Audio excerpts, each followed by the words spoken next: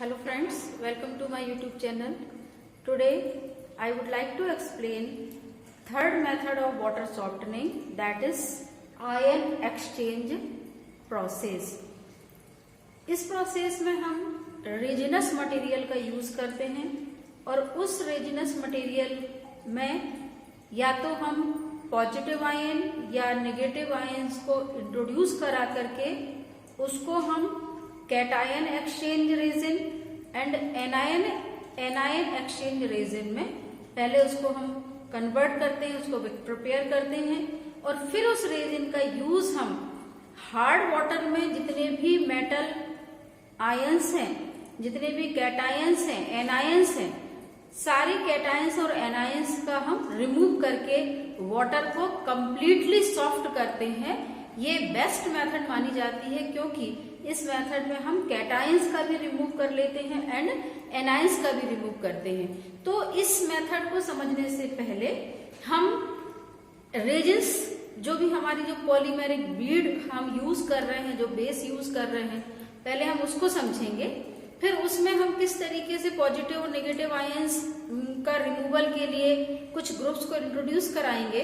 Then इसके बाद इसका कैसे यूज करके हम वाटर को सॉफ्ट करते हैं, ये वन बाय वन हम डिस्कस करते हैं। तो सबसे पहले इसमें जो रेजिन्स यूज कर रहे हैं, जो पॉलीमेरिक बीड यूज कर रहे हैं, it is a combination of divinyl benzene and styrene. तो सबसे पहले दोनों के स्ट्रक्चर समझते हैं। डाइविनाइल बेंजीन, तो डाइविनाइल बेंजीन को समझने के लिए यहां पर हमने बेंजीन रिंग बनाई है और इसमें हमने लिखा है डाइविनाइल। तो विनाइल जो ग्रुप होता है वो होता है CH डबल बॉन्ड CH2 और डाई लगा हुआ है, मतलब दो इसमें विनाइल ग्रुप लगे हुए हैं। This is divinyl benzene और प्लस इसमें हमने लिया हुआ है स्टायरीन। स्टायरीन के फॉर्मूला के लिए हमने इसके पहले भी इसको डिस्कस किया हुआ था। तो इसमें CH2 डबल बॉन्ड CH और यहाँ पर लगाया हुआ है एक बेंजीन रिंग। तो यहाँ पर जो बेंजीन रिंग के साथ CH2 डबल बॉन्ड CH लगाया तो ये कंप्लीट फॉर्मूला हो गया स्टायरीन का। जब इसका हम पॉलीमराइजेशन करेंगे तो पॉलीमराइजेशन करने के लिए डबल बॉन्ड ब्रेक हो जाएंगे और आपस में ये कंबाइंड होकर एक पॉलीमर बना लेंगे और वही हमारा कहलाएगा पॉलीमेरिक बीड, जिसका कि यूज हम एक बेस, रेजिनस बेस बनाने के लिए करते हैं। तो इसका हम पॉलीमर बनाते हैं। तो इसमें हमने इसके पहले भी जो पॉलीमर वाले चैप्टर्स देखे थे उसमें देखा था कि डबल बॉन्ड इसमें ब्रेक होगा और ये आपस में ज्वाइन हो जाते हैं। तो इसके लिए यहाँ पर N molecule of divinyl benzene and N molecule of styrene को हम लेंगे और दोनों को हम कंबाइन करेंगे। तो कंबाइन करने के लिए हम इसको वापस से एक बार रिराइट करते हैं। ये बेंजीन रिंग है, फिर इसके साथ इसको हम जोड़ेंगे स्टायरीन के साथ। तो हम पहले एक बार स्टायरीन को भी यहाँ पर लिखते हैं CH डबल बॉन्ड CH2। ये इस तरीके से हमने बनाया। डबल बॉन्ड हमेशा कार्बन कार्बन के बीच में रहते हैं, हाइड्रोजन भले लिखे हुए होते पर वो साइड में रहते हैं। अब इसमें हम बॉन्ड को ब्रेक करेंगे। सबसे पहले यहाँ से एक डबल बॉन्ड ब्रेक होगा। 2 electrons are free on both carbon, carbon पे दोनों इलेक्ट्रॉन्स फ्री हो जाएंगे। सिमिलरली यहाँ से भी डबल बॉन्ड ब्रेक होगा और 2 कार्बन पर ये इलेक्ट्रॉन्स दोनों फ्री हो जाएंगे। अब ये इलेक्ट्रॉन इस इलेक्ट्रॉन के साथ बॉन्ड बना लेगा, ये अपने प्रीवियस मॉलिक्यूल के साथ ज्वाइन हो जाएगा, ये अपने नेक्स्ट मॉलिक्यूल के साथ ज्वाइन हो जाएगा। इस तरीके से ये पॉलीमर बनेगा।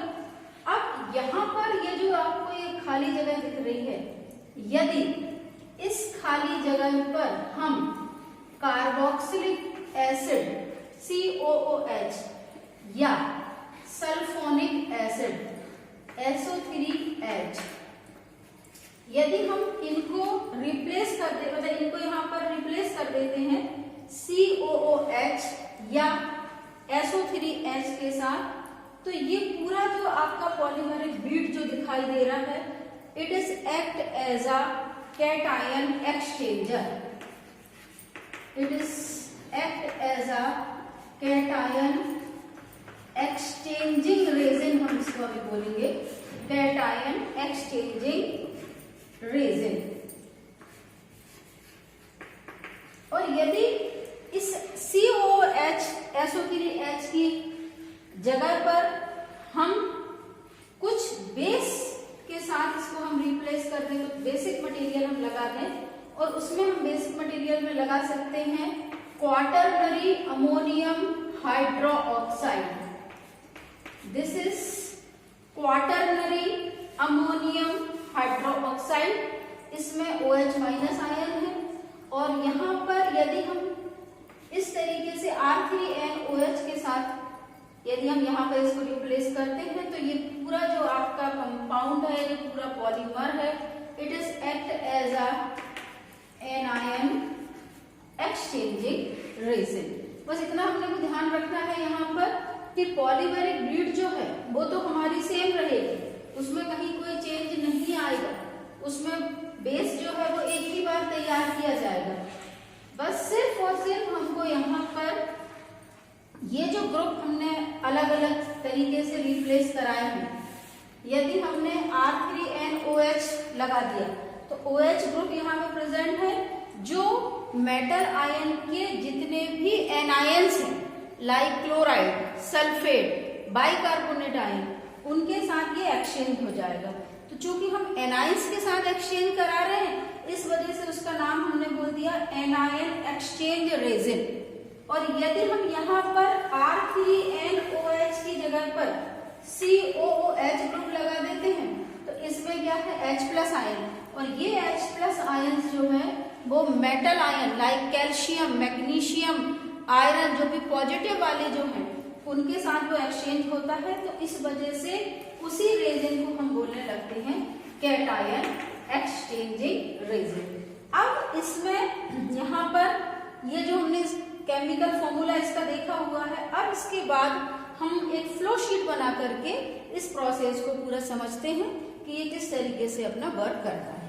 ये एक फ्लो शीट डायग्राम है आयन एक्सचेंज रेजिन्स को, हम बहुत अच्छे से इसको समझ सकते हैं। इससे यहाँ से हम जो भी हार्ड वाटर है जिसका कि हमको प्यूरिफिकेशन करना है, उसको हम सबसे पहले हमारा जो एक्टिव कैटायन एक्सचेंजर है, this is active cation exchanger. This is active cation exchanger. इसमें COOH ग्रुप लगे हुए हैं। इसके थ्रू जब हम इसको पास करते हैं, हार्ड वाटर को पास करते हैं, तो हार्ड वाटर में जो भी कैल्शियम, मैग्नीशियम कैटायंस जो प्रेजेंट हैं वो यहाँ पर रिटेन हो जाएंगे। तो वो रिटेन हो जाएंगे तो वो किस तरीके से प्रोसेस होगा कि ये जो H+ आयन है ये एक्सचेंज हो जाएंगे कैल्शियम और मैग्नीशियम के साथ। तो कुछ इस तरीके से कैल्शियम या मैग्नीशियम के साथ ये रेजिन्स जो है मटेरियल जो है उस तरीके से ज्वाइन होगा, और इसके बाद यहाँ से जो वाटर निकलेगा उसमें H+ आयन जो है वो वाटर में आ जाएगा। तो इसमें H+ आयन होगा। इसके अलावा जितने भी एनायंस हैं like chloride group, like sulphate group, like bicarbonate group, जितने भी एनायंस हैं वो सारे के सारे एनायंस वाला जो वाटर है उसको हम फ्लो कराएंगे नेक्स्ट एक्सचेंजर में। The name of this exchanger is, this is active anion exchanger. Active anion exchanger. अब इसमें जब हमने यहाँ से जब पूरा ये एनायन वाटर जो है उसमें हमने इसको फ्लो कराया, इसमें है हाइड्रोक्साइड आयन। ये हाइड्रोक्साइड आयन, इन हाइड्रोक्साइड आयन के साथ इसका एक्सचेंज होगा और OH माइनस आयन जो है वो वाटर में आ जाएंगे और इनकी जगह पर यहाँ पर chloride group, bicarbonate group, sulphate group attach हो जाएंगे।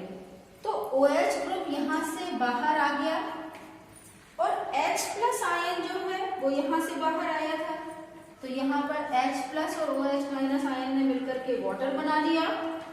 कंप्लीट रिमूवल हो चुका है यहाँ पर कैटायंस का और यहाँ पर पूरा एनायंस का, और वाटर जो है वो सॉफ्ट वाटर मिला जिसकी हार्डनेस अप्रॉक्स 2 ppm होती है, मतलब completely removal of cations and anions जो है वो यहाँ पर होता है। अब इसमें जब हम ये प्रोसेस करते हैं तो एक समय ऐसा आता है कि हमारा जो एक्सचेंजर है वो एग्जॉस्ट हो चुका होता है, तो इसको कैल्शियम पूरे जुड़ते जाएंगे, मैग्नीशियम पूरे जुड़ते जाएंगे, हाइड्रोजन बाहर निकलते जाएंगे, तो वो एक समय के बाद अपना काम करना बंद कर देगा, तो ये एग्जॉस्टेड हो गया।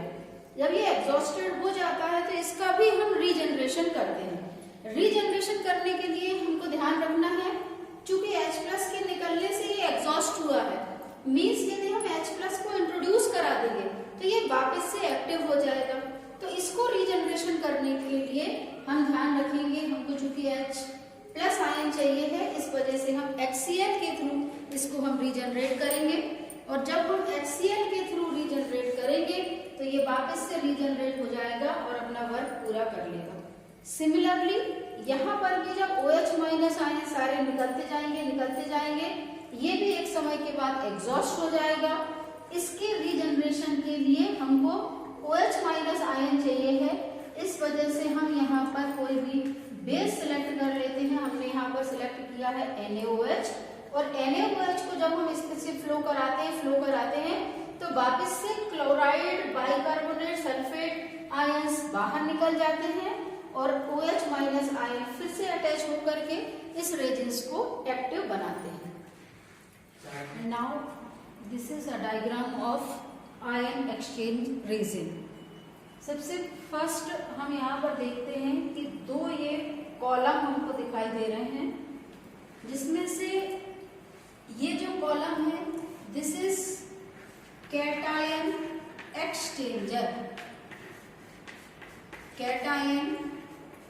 एक्सचेंजर, और जो दूसरा कॉलम जो दिखाई दे रहा है दिस इज एनायन एक्सचेंजर।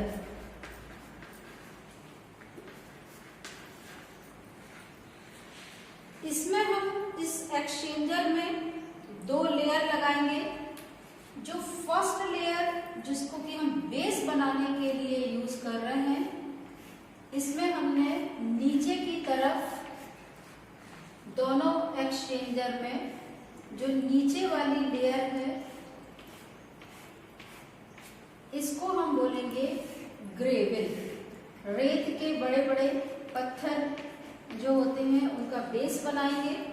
अब इसके ऊपर हम यहाँ पर जो दूसरी लेयर बनाने वाले हैं this is cation exchanger. Cation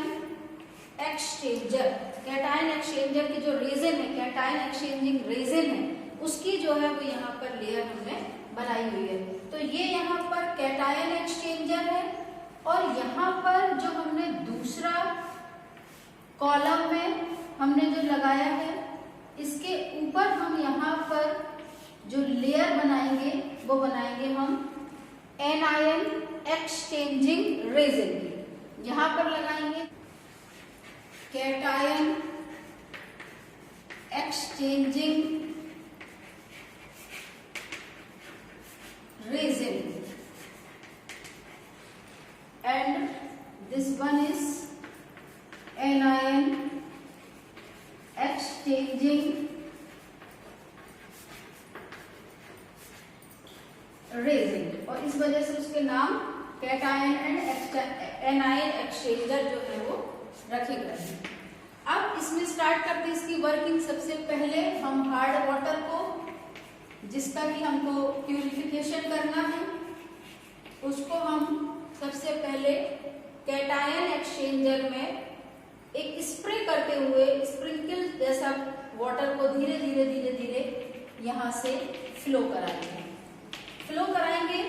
तो जो भी कैटायन एक्सचेंजिंग रेजिन है, इसके पहले हमने फ्लो शीट में डिस्कस किया था, उसमें बहुत सारे H+ आयंस होते हैं, उसमें बहुत सारे H+ आयंस होते हैं जिनका कि एक्सचेंज होने वाला है। तो ये H+ आयन जो भी हमारा हार्ड वाटर में आने वाली मेटल्स हैं, लाइक कैल्शियम, मैग्नीशियम या कुछ ट्रेसेस अमाउंट में आयरन वगैरह जो रहता है, तो वो उसके साथ एक्सचेंज हो जाएंगे। एक्सचेंज हो जाएगा तो हाइड्रोजन बाहर निकल आएगा, पानी में हाइड्रोजन बाहर निकल आएंगे और इनकी जगह पर, इन हाइड्रोजन की जगह पर हमारे जो मेटल आयंस हैं लाइक कैल्शियम, मैग्नीशियम, ये सारे यहाँ पर अटैच हो जाएंगे। अब ये यहाँ पर अटैच हो गए और वाटर में H+ आयन आ गए।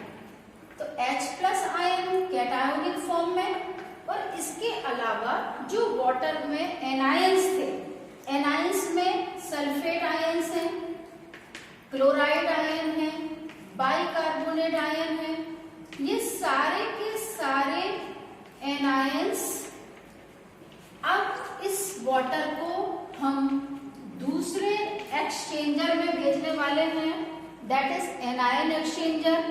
एनायन एक्सचेंजर में हमने आपको पहले बताया था कि इसमें होते हैं hydroxide ion, hydroxide ion, hydroxide ion, और ये हाइड्रोक्साइड आयन एक्सचेंज होंगे उन एनायंस के साथ जो हार्ड वाटर में प्रेजेंट है। तो हार्ड वाटर में है क्लोराइड, सल्फेट, बाइकार्बोनेट, इनका होगा एक्सचेंज किसके साथ? हाइड्रोक्साइड आयन के साथ। तो सिमिलरली हाइड्रोक्साइड बाहर आ गए, हाइड्रोक्साइड बाहर आ गए, हाइड्रोक्साइड बाहर आ गए। अब जब ये हाइड्रोक्साइड बाहर आ जाएंगे तो एक्सचेंज रेजिन जो है उसमें hardness positive anions like chloride ion, sulphate ion, bicarbonate ion, ये सब के सब रिटेन हो जाएंगे और वाटर हो जाएगा सॉफ्ट, क्योंकि इसमें यहाँ पे हमने कैटायंस का रिमूव कर दिया है और यहाँ पर हमने एनायंस का रिमूव कर दिया है।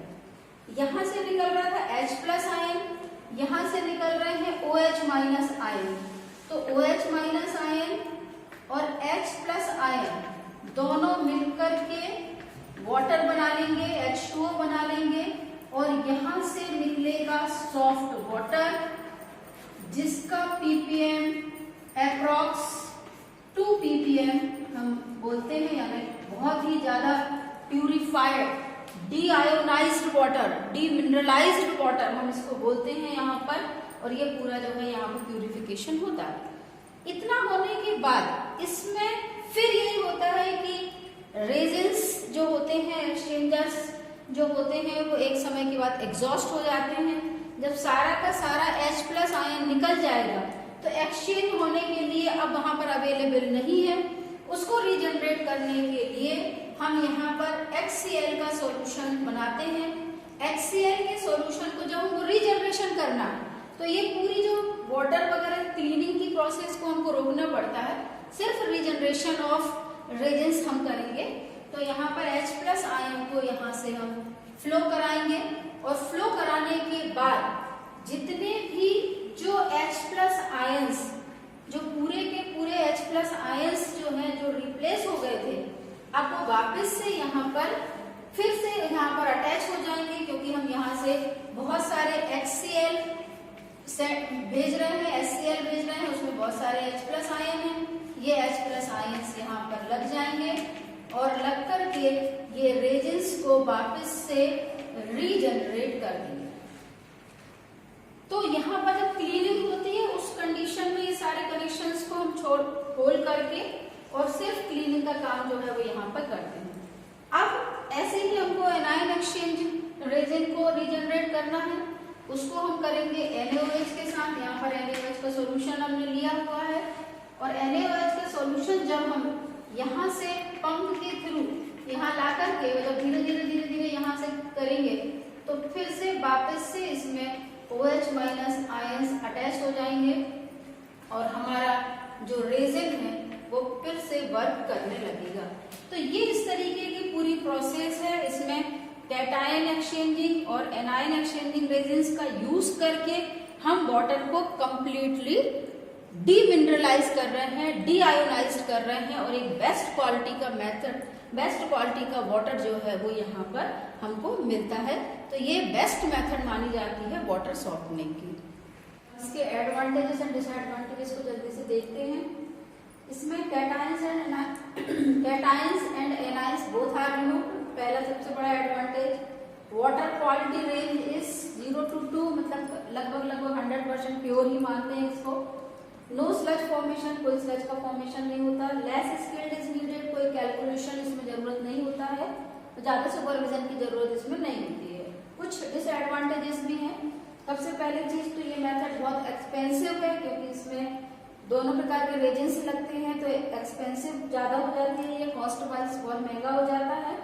दूसरा, इसमें टर्बिडिटी यदि वाटर में है तो वो पोर्स को जो है वो ब्लॉक कर देता है और इसमें फिर वो ब्लॉकिंग की प्रॉब्लम आने लगती है और इजीली वाटर जो है वो पास नहीं होता है। तो कुल मिला के देखा जाए तो ये बहुत अच्छी और बेस्ट क्वालिटी के वाटर को यदि हमको चाहिए है तो ये मेथड हम इसको यूज कर सकते हैं। आई होप मेरे वीडियो आपको पसंद आ रहे होंगे। यदि आपको पसंद आए तो प्लीज लाइक करें, शेयर करें अपने फ्रेंड्स के साथ, ताकि सारे लोग इसका फायदा उठा सकें। और मेरे चैनल को आप सब्सक्राइब करें और यदि कोई डाउट हो तो उसको कमेंट्स बॉक्स पर जरूर आप कमेंट्स करें। मैं हमेशा इसके आंसर देने के लिए रेडी हूँ। Thanks for watching and take